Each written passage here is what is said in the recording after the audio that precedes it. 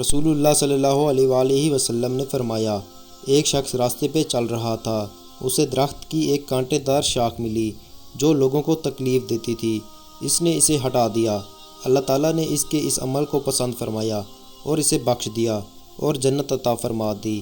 حوالہ صحیح البخاری، حدیث نمبر 652۔ رسول اللہ صلی اللہ علیہ وآلہ وسلم نے فرمایا، ایک آدمی نے کہا، میں آج رات ضرور صدقہ کروں گا۔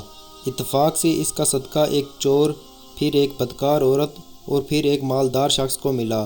لوگوں نے اسے بتایا، مگر اللہ تعالیٰ نے اس کی نیت قبول فرمائی اور فرمایا کہ شاید اسی صدقے سے ان کی اصلاح ہو جائے۔ حوالہ صحیح البخاری، حدیث نمبر 1421۔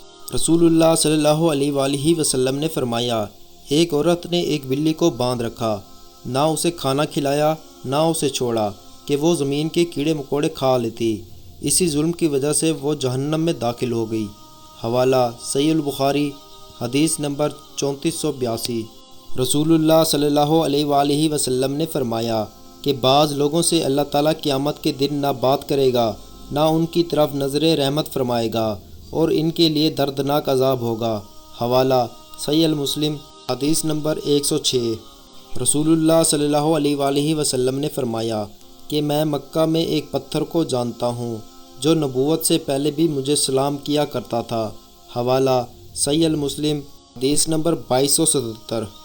حضرت ابو ہریرہ رضی اللہ عنہ سے روایت ہے کہ رسول اللہ صلی اللہ علیہ وآلہ وسلم نے فرمایا، طاقتور وہ نہیں جو کشتی میں دوسروں کو پچھاڑ دے، بلکہ طاقتور وہ ہے جو غصے کے وقت اپنے آپ کو قابو رکھے۔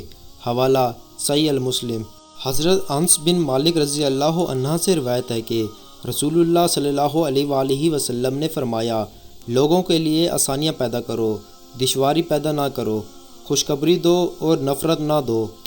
حوالہ صحیح المسلم، صحیح البخاری۔